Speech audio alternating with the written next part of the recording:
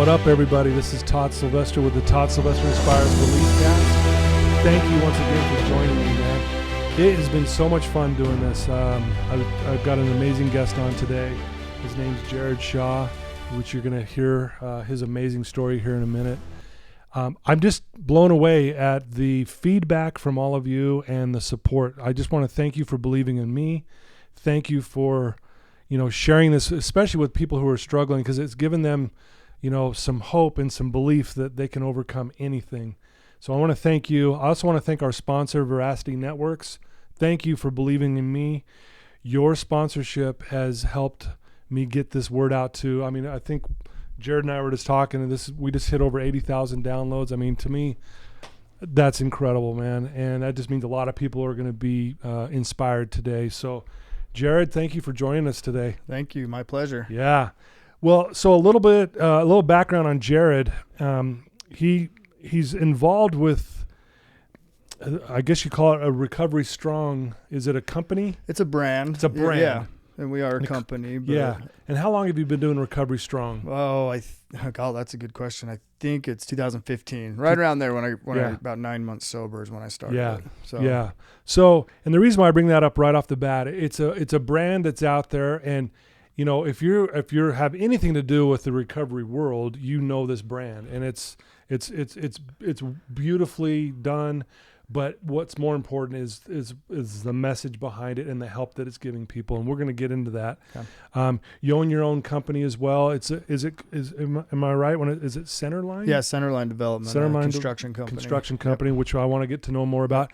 He's married to a beautiful wife. He has 2 boys, which we'll talk about as well. He's been clean and sober now for going over 5 years now, and he just has an amazing story. He grew up just up north from Salt Lake, and we've been trying to do this for several months, and here we are, and I'm just excited to have you, Jared. I'm so glad to be here. Yeah. So why don't we start off just letting our listeners know a little background on you, kind of what was it like growing up and about your family?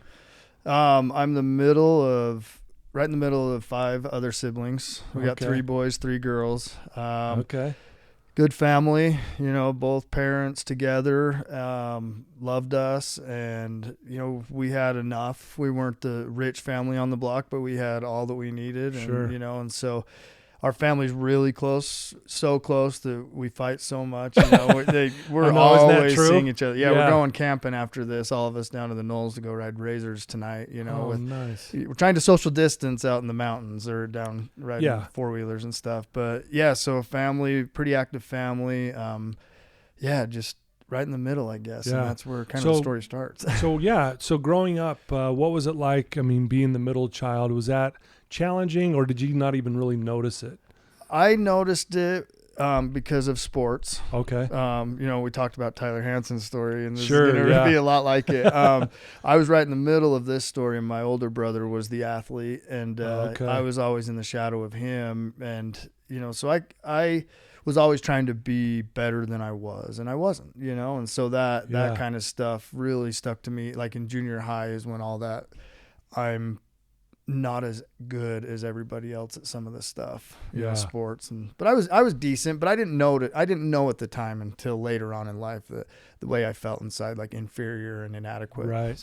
So I would imagine you felt pressure to kind of like live up to that, what your brother was kind of doing. Yeah, he was really good at soccer. So he was a soccer player. I played soccer, and he was on the best teams up there in Bountiful, and I wanted to be good, and I saw how good he was, and so I don't know that it was anything that my parents did or just the way I felt, but just kind of always in the shadow and trying to find my place in life with all those kids too. So that's interesting. I think I hear this a lot with sometimes the middle child feels like trying to compete with the older siblings, and I still have to even kind of be the example to the younger, and sometimes it can feel a little overwhelming. Yeah, it was. There's a lot of instances in there, like little things that happened that codified that feeling I had, like soccer tryouts, not making a team where he made it, stuff like that. So that grew to be kind of a resentment towards my older brother.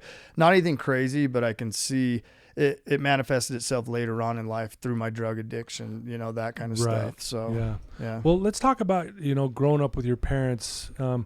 Maybe share with us some of the things maybe they taught you that maybe at the time you didn't appreciate, but maybe you're seeing it more now. Well, when talking about soccer and the tournaments, my dad, he works for the church. He's worked there his whole life. Since he had kids, and he works for the property management side of the church. And so on the weekends, this kind of goes into the story of how I started my own company.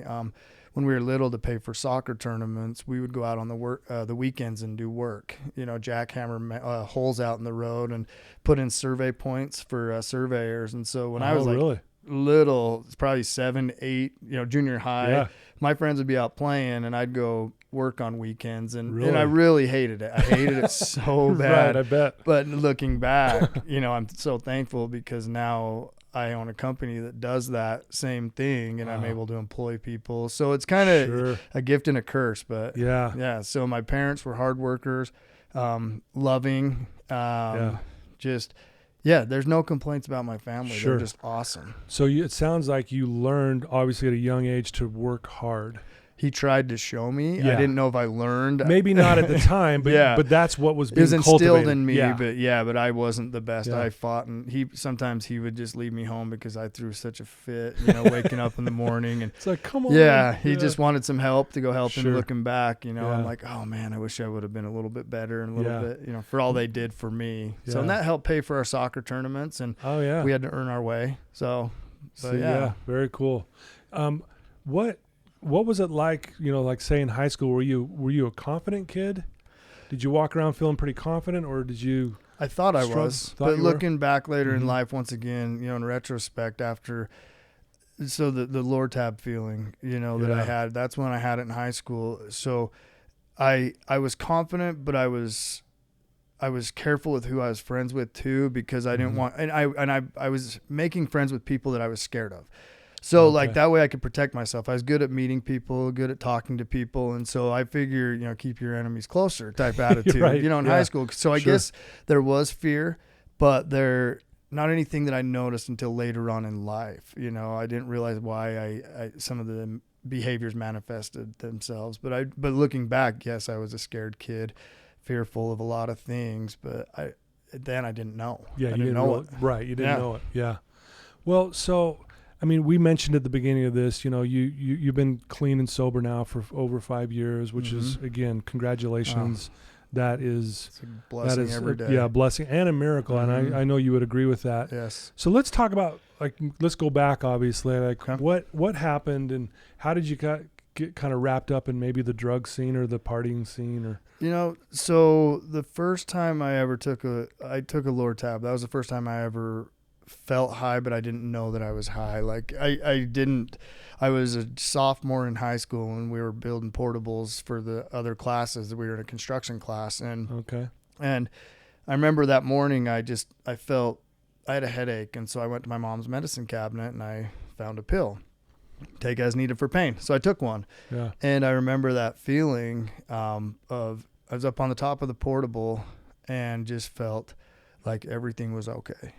Just that awesome feeling. And that's the first time I ever felt high. But at the time I didn't realize that was a high. I just thought something, something was different that day. Right. And it wasn't like I went and sought that feeling, every day from then on. But later on, that was probably, I think it was my sophomore year.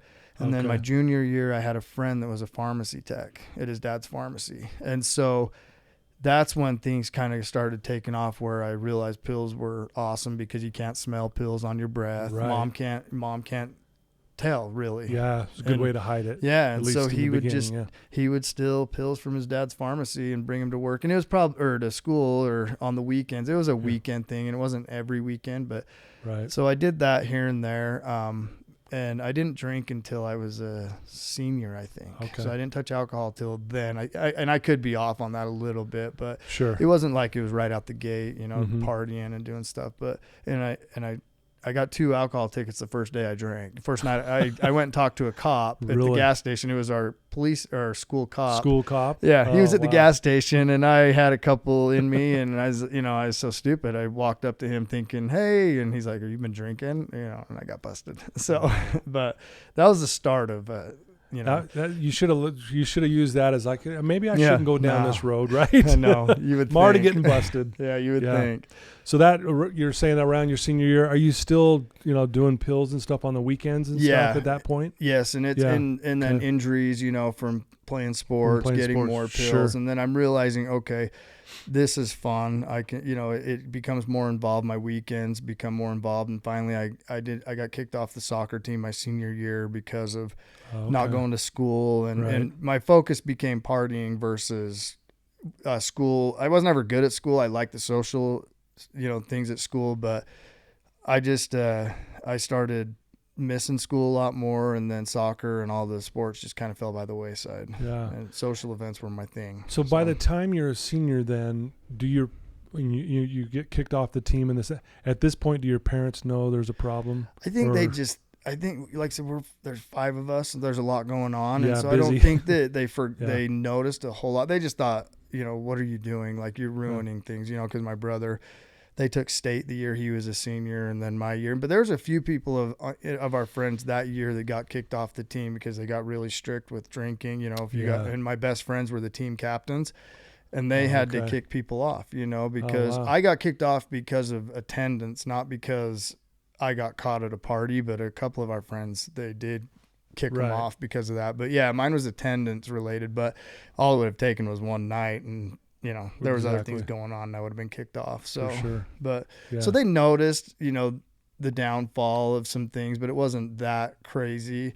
I graduated barely. So, my grandpa taught at the high school I went to, and he put out a lot of fires for me. And attendance wise, so I had people starting to like cover my tracks. So I learned how to use relationships and to fix the things that I did wrong, manipulate people.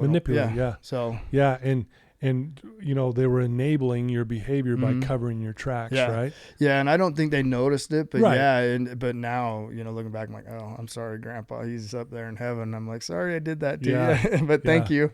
Well, he'd be really proud of you right now, that's for sure. Yeah.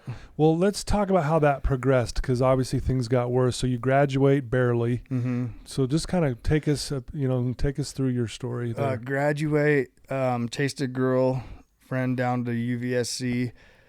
First day down there, I was trying out for their soccer team. I broke my kneecap, couldn't work, and so I went in.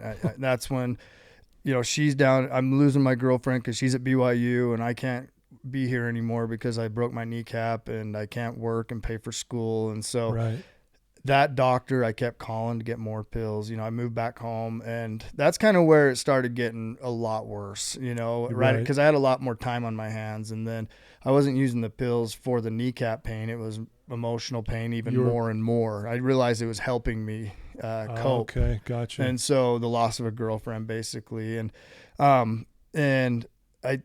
the one time I went fishing, I was at home, and I took a whole bottle of pills in the back of my truck, and I went up fishing up in the mountains, came back home, and I think I took like 30 that day. So, or maybe pills. A day or two. I can't quite remember, but I got back and I left the empty bottle. So it was like 2 or 3 days since the prescription was filled. I left it in the bed of my truck, and my dad saw it. And I think that was the first time they were like, you've got, he came and talked to me and said, are you okay? Do you have a problem? And that was kind of the first realization that, I think I might, but I wasn't ready to get sober at that point. That was just kind of the beginning points of it. So, yeah. Wow. And then I went to Utah State after a few years, tried to do Utah State. I wanted to be an animal science. My goal was to be a veterinarian. Oh, really? And that didn't go very far. Because then I found OxyContin, and that just really took a hold of me. And then that was the first time I used every day. The first time once you used that once, you kind of like, it changed all things. Changed everything, yeah. I was seeking that every day, and that was the first time I felt physical withdrawals. After I was in Lake Powell, so I started using about May. OxyContin. That was the first time that I really used it. Okay. And I used it for, daily for a few months. We had a family Lake Powell trip. I think it was late June or early July. And I remember getting down there. That's when the withdrawals hit, and I didn't know about withdrawals. Oh, and so you weren't prepared. Yeah, You didn't so have I probably, with you. I probably got high on my way down or something. Right. But I was so naive about everything that, I got down there and I was like, and I was just, that's when the flu feeling hit, and I was like, oh my gosh, Yeah, so I'm in trouble. Yep. So I survived it though. And did your family notice that? No, I don't think so. I think I was able to hide it because there's so much going on the houseboat. You can you're tired, people are sleeping all day long if they want. So it's, so I just or I've got a stomach ache type feeling, and I still didn't know. I didn't correlate it quite yet that it was the drug use that was making me feel this way. And I could have convinced myself that maybe I ate something, at that time. Yeah, so sure. Just naive. Naive. Well, so jumping back a little bit, so you go down to school, it doesn't work out, you break your kneecap, and the girl that you were in love with at the time, it broke it off, it didn't work out or whatever. Yeah.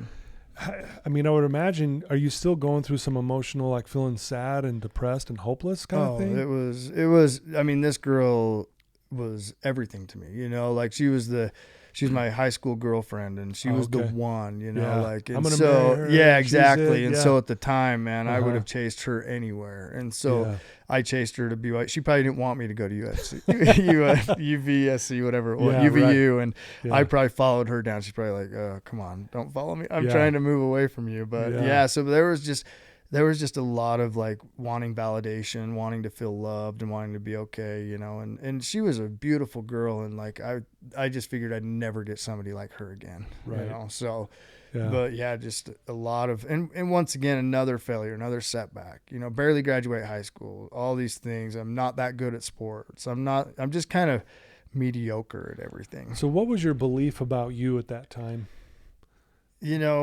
Probably I was trying to prove something to the world. I was trying to find my way, but I just wasn't quite good enough. I wasn't good enough. I didn't fit in. Yeah. All my friends had the set life, they had the wealthy parents and had everything. They were off to school, and I just felt like I was shorthanded. I got this short stick.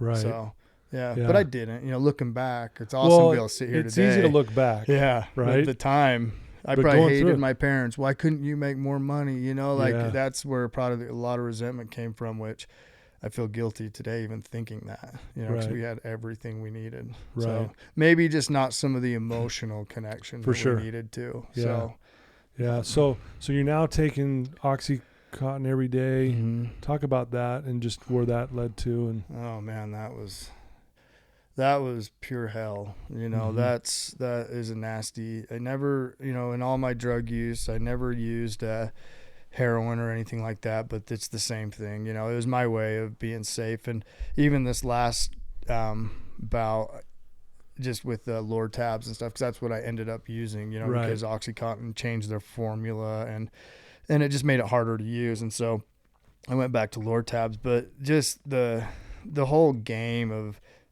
and that's kind of where I started my construction company, was with OxyContin. And OxyContin tore me down, but it did show me how to work the first part of the use of it, because it gave me energy, it gave me drive, it made me talk to people, engage. I felt like if I was high, I could call anybody, and I was finally equal, or better than. Yeah. And so this is a good point you bring up, Jared. Like, so here you have this belief.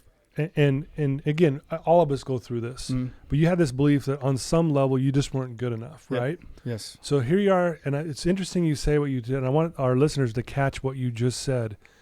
You felt that when you were taking that OxyContin, that you all of a sudden felt equal with other people. That was interesting that you said that, like, I can call anybody, I can do anything. And you even said it helped lead you to even creating your company.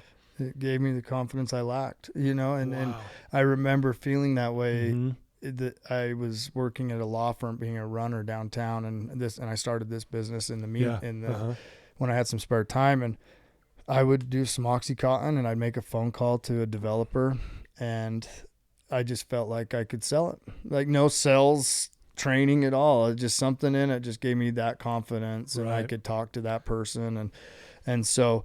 that helped me build some clients, and it still was manageable at the time. I mean, I was sick, but it wasn't keeping me away, unless, so later on it really tore me apart. But my thoughts in my head were the more money I make, the more drugs I can do. And it's a perfect plan, and it's just naive once again. Isn't that funny how you think it like that? It worked for like 3 months. Yeah. But that's why it's so deadly, because you're thinking, why wouldn't I take this? Because look what it's allowing me to do. And I've got all this confidence.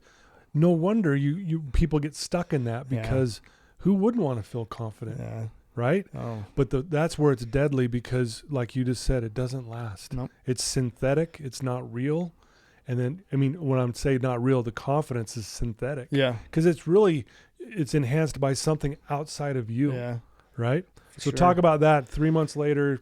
Just trying to build the business, and I ended up losing it to my brother, my older brother. So once again, he comes into the story and takes what I've, built. It wasn't much of a company at that point, but I had. But again, it reinforces the belief you're not good enough to. I can't even open a checking account, because finally I was taking checks in my personal name, and then finally developers needed some sort of entity to write have insurance, all this stuff I've never heard of. And I actually needed a business account, so the checking account, or the banks wouldn't give me wouldn't even do that. Yeah, because I owed them money. So, and I have no credit. So that's when my older brother took it over, because he could see something was happening with the business. It was making a little bit of money, but so he took it over. I had to give it to him, and then we kind of ran it together, and he saw that I was, the way I was acting, the things, it was starting to manifest itself. My powerlessness, my unmanageability. And so he took it over, but I still felt entitled. And so I ended up taking money from the company. I kind of snaked my way into getting a client to write me a personal check for $10,000 for a job we did. And I went and burned it in Vegas. Like over a weekend? Yeah, weekend, and I was stuck in Vegas with no money.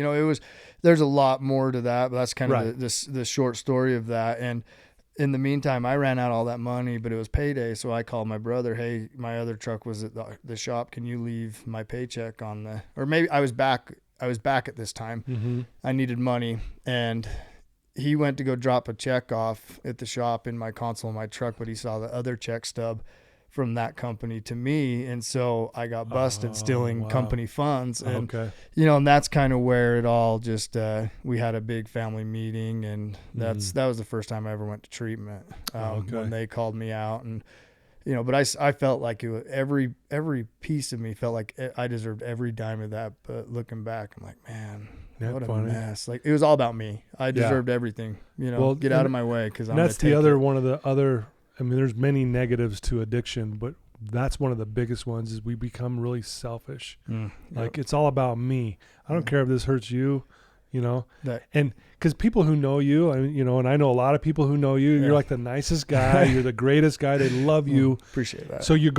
So back then you were going against who you really were. Yeah. Right. For sure.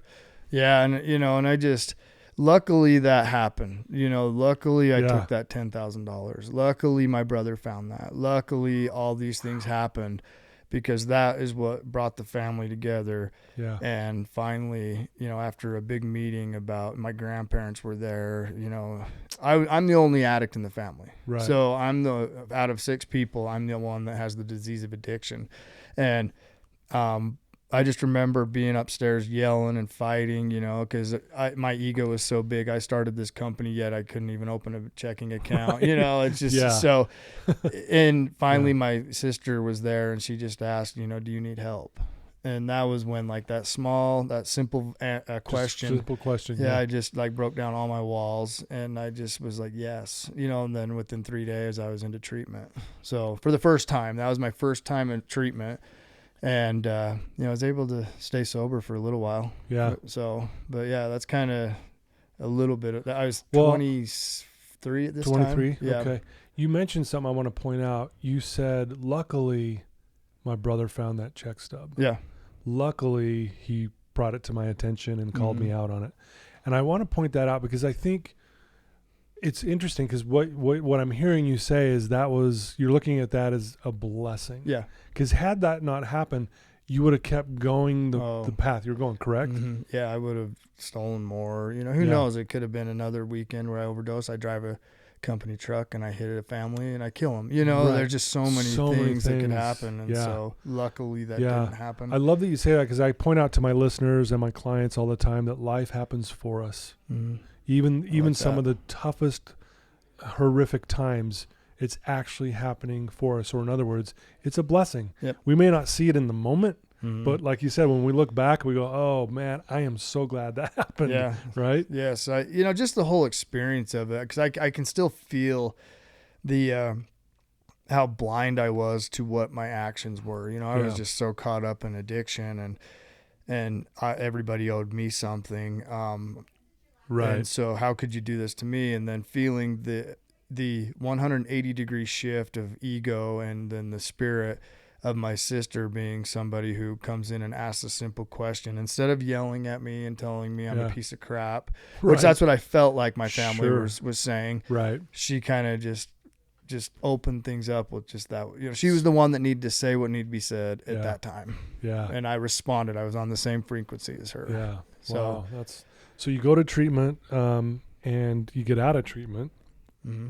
And so you relapsed 18 months. Yeah. You made it 18 months. Yeah, I made it 18 months. My grandpa died. And I don't blame it on that, but I was young. I feel like I was really young at the time. But it was my first taste of recovery. I was able to learn about AA, learn about the steps, learn about the disease model of addiction. I didn't know what was wrong with me. I was an LDS kid who just used substances, and all my friends were normal. I was somebody, I just thought I was broken again. Yeah. So to go into treatment and learn about the disease of alcohol and drug addiction was the coolest thing ever. And I really loved it. And I graduated. It was up in Park City, at Renaissance Ranch, and I drove every day to aftercare. I ran my business. I still worked. Doing your And so, but I graduated, and that was the first thing I ever graduated. And I still have the little badge that they gave me, because that was like a lot of pride in it. Yeah, the one thing I followed through, and I gave it all I knew how to give. And so. So you have, obviously you have a relapse after 18 months. Did that last for a long time? Yeah, that was okay. Let's talk about that. 5 or 6 years. So it was up until the point where I just got sober again. Wow. Okay. So then you go hard again for another 5+ years. And it wasn't necessarily OxyContin this time, because like I said, they changed the formulation, and what happened was I hired an employee who one day at work, how.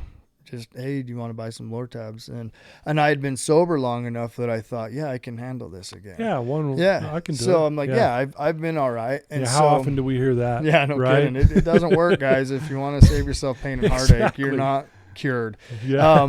You can, but so I'm like, let's do it. And so I bought some from him, and then that's when I think I bought 5 or 6 Lortabs at that time, which is a small dose, from the amount of OxyContin I was using. So I was like, okay, it's not that much.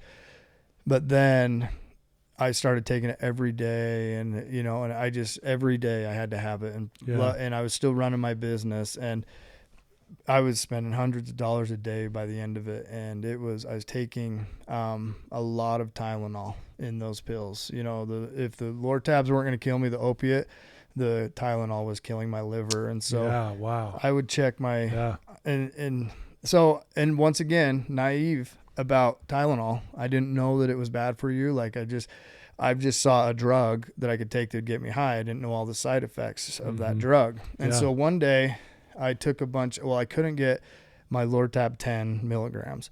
So I got 5s from a guy. And so to get my dose, I had to double the dose I'm taking double the amount of acetaminophen. And I remember, 12 hours later, I started puking bile and just, and then I'm like, something's wrong. So something clicked in me to Google or call poison control, because I'm like, there's something wrong with me.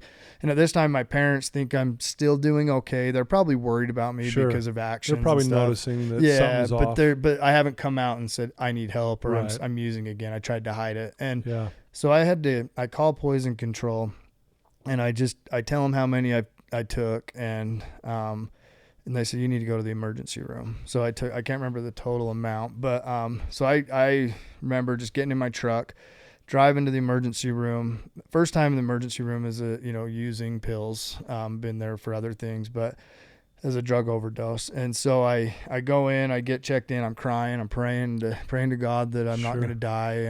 And the nurse is telling me, okay, well, this is what happens if your liver's going into failure. And so they draw my blood, and in the meantime, while everyone's out of the room, like I said, I'm praying, bargaining with God. I will never do this again. And doctor comes back in and tells me all of the Tylenol's out of my body. Like I didn't have any. It metabolized it really well. Out. Yeah. So first thing my addict brain tells me is I've got a killer liver. So all those prayers, all those prayers and cries to God at that, like 10 minutes. Yeah. 10 minutes before that, disease takes over, and I'm walking out the front door, and I'm calling my dealer again to get more pills because it'd been almost 24 hours. Right. And it went on, but I could tell I was taking more and more, and I just started Googling more about acetaminophen poisoning and what happens to your liver. So now I'm really feeling the effects of like internal physical pain, and like what's going to happen if my liver goes out, and I'd check my eyes, make sure they weren't yellow from jaundice, just all these things and if they weren't, I was good to go that day. So a lot of fear, like just it was a scary time to live. But not enough fear. Yeah, it didn't, just enough. And then I used again, and that fear went away once again. Sure. But it was a scary time in my life, and I'm super grateful that we have amazing bodies that repair and heal itself. I probably did a lot of damage, but I get checked every year or two for just to liver make sure. stuff, and I'm healthy, which is amazing for what I probably took a few years off my life, but today I'm grateful. I'm grateful too that you're here, dude. Yeah. And I love what you're doing now, and I know there's a lot to your story that we can get into, but as you're talking, I wanted to talk about your relationship, if you're comfortable with it, with your higher power, with God. Yeah. Is that okay? Yes. Like, how has that helped you to get to where you're even at right now? It's a ever changing relationship, I think. I'm not going to be the guy that's going to sit here and be like, I've got the most awesome relationship with my higher power. Right. I'm the guy that struggles daily to connect with him. Sure. I take a lot of ego, but I'm working constantly. I know that his hand is in everything. And I try to acknowledge him in all things, but then ego comes back, and I forget. Like when things are going good, I forget. Yeah. But that's what I love about where I'm at today is I can know that I'm not being 100%, and you're never going to be 100%. I'm seeking to find him still. Gotcha. And I know he's out there, and I know that it's a cool question because it makes me really. I know that there's something out there, and that something is helping me. Yeah. And really seeking that answer is my journey right now. And it's cool because if I'm sober, I know I 100% believe in my higher power. Right. It's me that forgets that he's there. Yeah. And I think most people hearing you right now probably can relate with that. Yeah. Well, I get nervous because I want to be the guy that, that can just firmly, stamp on the desk and be like, I know, but today, most of the times I know, but I forget. Yeah. So. Yeah. Well, what it tells me, Jared, you're just human, and I love what you're saying. You're just being humble about it, and that's powerful. Yeah. So I appreciate you sharing that. Yeah. I know sometimes that's a really sensitive question, but thanks for being real with us. I love that. Yeah. Thank you, man. Mm-hmm. So I want to, now you've been clean 5 years, and you're doing some great stuff. Let's talk about some of this good stuff you're doing right now.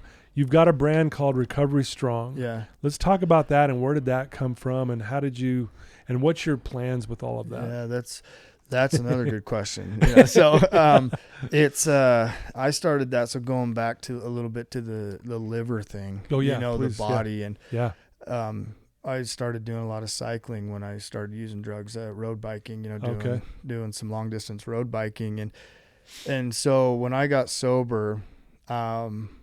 The last time I did a race, I quit at 80 miles and I was high on Adderall and all this stuff, and I feel like I really hurt my heart when I was racing. Yeah. Mm-hmm. And so I got, so that was in October of 2014, this race. And so I got sober in January of 2015. And, I started riding bikes when I was about 60 days sober again. I wanted to focus on recovery. I wanted to just work on my spiritual and my emotional and mental health, and physical could wait. So at 60 days sober, I finally, and it was cold, so finally March comes around and I'm like, hey, I can get on my bike again. But I had a new purpose finally. I finally felt again. And and speaking about higher power, there's nothing more spiritual than being on a road bike, riding up a canyon and looking at all the beautiful scenery. Beauty, and then that's when I know there's somebody out there watching over and protecting me. And so, but then I started learning about like, bonking on a bike, sugar and your liver and how your liver's processing glycogen. Right. I'm not going to sit and think I know everything about it. But so when I did Lotage, I did Lotage 9 months sober, which is a 206-mile bike race. Jeez. And so I liked Lance Armstrong Live Strong Foundation. And that's where I thought one day in treatment, my counselor asked how we're going to change the name of recovery or change the stigma of addiction. And I thought of that. I said, Recovery Strong, and so it just kind of came to me because of the Live Strong stuff. And And it was like within a couple weeks, I owned the website and I owned nobody owned the name at that point. And so it just kind of happened. Huh? Yeah. And so that's where the name came from. I was 9 months sober approximately and started doing cycling and just wanted to raise awareness of what we can do when we get sober. A guy that was broken, wondering if his liver was going to fail. Right. Now I'm doing long distance riding and I'm not the fastest. I'm just happy to cross the finish line. Yeah, right. Yeah. So 9 months sober. That's awesome. Doing a 12-hour bike ride through the Tetons, or not Tetons, but through Wyoming and stuff. And so that's another one of those little battles. The Lotage race, at 9 months, like I can do hard things. You hear that all the time. We can do hard things. Yeah. That was another one of those hard things in recovery that I did, and it just instilled this confidence. Finally, confidence is coming in naturally, in positive ways instead of through substances. The substance is good, I guess. So yeah. So that's kind of where the name started. Gotcha. And and now it's just a cool brand that we play around with, and we started a workout at my sister's gym. She owns a gym up in Layton, and we would have been having our 2-year anniversary like this week because a treatment center shut down in Davis County. Okay. So I said, well, I want to help like give somebody an outlet that was in treatment. Maybe they can come work out with us one night a week, and we did it for free. And we'd get 20, 30 people every week. And we were having our 2-year anniversary until coronavirus hit. But we'll have a big celebration once this goes away. Yeah. Very cool. So and that's the way I stay sober is helping, being available and helping others. Well, we talked about that before we started today is, step 12 is reach out and help someone else who's been struggling because of, now that you've had this awakening. And I love that because I really believe if you master that step, you'll never touch another drop or a drug or anything. Yeah.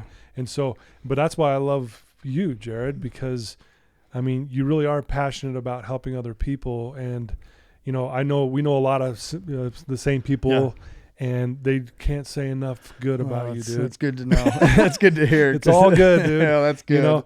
And, going back in your story, as I sit there and listen to your story, if we go back when you were talking about how, kind of your parents instilled in you hard work, you had to kind of pay your own way kind of thing. Yeah. And what I see now of what you're doing now, it's almost like that cultivation, even at the time you didn't notice or appreciate it, but because of that, look, this is what you're doing now. You're a hard worker. You got your own business. You're working on this brand. You want to bring awareness. You want to help people. And it wouldn't happen if you weren't a hard worker. Yeah. You know what I mean? I just saw that correlation there. Yeah, it's cool to see, where because I love the thought of like generational people that worked hard and you pass the legacy, I guess is the word I'm looking for. Yeah, there you go. And my dad can be proud and my mom can be proud of what they've instilled in me, even with all the teeth gnashing and clawing, that I put in. Yeah. But I appreciate that. So. Well, I really believe that addiction's your wake-up call to your greatness. And I think you went through all of that so you could do what you're doing now. Yeah. And that's why you're so good at it. I really believe that, dude. I appreciate it. It's just so cool to see this. Well, if you could maybe give our listeners a challenge, just maybe someone's hearing your story right now and they're going, man, I'm struggling too, or I've got a problem with some lower tabs or anything. What advice or challenge could you give our listeners that are hearing your story? That there's an answer, that there's help. There's people out there that are willing to give you the solace and the respite you need. There's a calm in the storm you're in, because I would wake up and when I would be going to my dealer's house to buy more lower tabs, I'd be in tears, because I didn't want to go buy lower tabs, but I had to, that's the way I felt. Right. And just, Yeah. And because physically I needed it. And so there's an answer. There's a different way of living. Had a best friend that just checked into treatment 2 days ago, who was we thought he was going to be dead. And, and I just felt so bad for him because he's got 2 kids like me, and there's an answer to the pain and the misery, and it's recovery. And I love that. Recovery is everything you want it to be. Like my life is so good today. And I know that's not what people want to hear that are struggling, my life sucks right now. Yeah, I don't. My life sucked for a long time. But then when I realized get out of my own way and let others help and be honest, that's when I started helping others. And then that's when things started changing. My construction company, we hire guys out of prison that have struggled. Like I was just counting, we have 10 employees. It's a small company, but 8 of the 10, including me, are in recovery. Wow. In some form or another. Cool. And so we got 2 guys starting on Monday that are the same, just trying, and we don't know what's going to happen. We try and help. We give them that opportunity. It's up to them to take it. And if not, we'll just say, well, thank you, but we're here for you if you need help, in your recovery. Yeah. So, but yeah, it's just, so there's help out there. There's an answer. There's, there is a God who loves me. There's a God who loves you. There's a God who loves all of us. And so, we've just got to reach out and find that. Yeah. Love that, Jared. Very good advice. Very good challenge. And I agree with you, man. It's, if you're in a dark place right now, and I can relate to, I've been there too. And there, it does get better, and reach out, and because there's so many people that want to help. And I think that's why we go through challenges, is that now we can turn back and help others get to where we're at. How did you get through this, Jared? How did you make it? And it's good to hear your story. It's just really inspiring. Yeah, I'm just blessed. Like, I'm honored to be here. I was able to go speak at a treatment center 2 weeks ago with the coronavirus, and it's cool to be on this side of things where people, you're doing something, not that you need the praise or applause, but it shows the way you're living is being noticed, and that you can help better other people's lives. So I'm honored to do this kind of stuff. It's scary. Yeah. So, but there's no greater high than this, I though, know. right? Yeah, it feels good. It feels good. Well, you're awesome, man. Yeah. Well, if someone who's hearing this story and they want to get to know you better, or ask you a question, or follow you, what would be the best way for them to reach out to you? So Jared at recoverystrong.com, Jared. That's how you spell it. Okay. Instagram, you could just hashtag recoverystrong, and you'll see a lot of our posts. You'll get there. Yeah. People that follow us, because we sell a lot of apparel through, we ship a lot out of state, and it's cool to see that brand kind of grow and blossom. And so there's that. There's Facebook, Recovery Strong Facebook group. And they can reach me out on Instagram, live_recovery_strong. So Recovery Strong was taken, so I don't have that one. But so that's the best way. And I get people all the time just reaching out, from all over the country. Actually, it's cool. I don't have a ton of followers, but to have somebody reach out and ask, say I've helped them or inspired them through exercise, because I post a lot of stuff about mental and physical health. And love it. And, and one thing I've been doing this week, and this is cool, is I've been getting up early and working out. And so that right there has helped me a ton just in the last few days, like getting up, being productive in the morning. Because when I got sober, I was scared to wake up.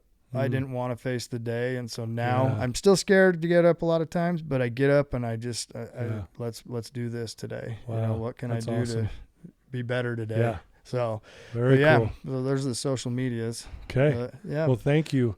Well, I want to thank you for spending some time with us today and being vulnerable and honoring us with your story and how you overcame your adversity and your addiction. And it's just really inspiring for all of us, including myself. It really makes me want to do better, as I hear what you're doing. It's so cool.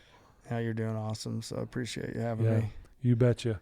Well, there you go, folks. Another amazing story from another amazing person, Jared Shaw.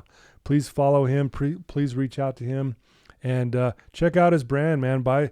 He's got, not only is it a cool brand, I'm telling you, it's some of the most comfortable apparel I've ever put on. Appreciate that. So, yeah, reach out to him and get some of that and spread the word. And thank you again for believing in me. And again, Veracity Networks, thanks for the sponsorship. Love you so much. And till next time, folks.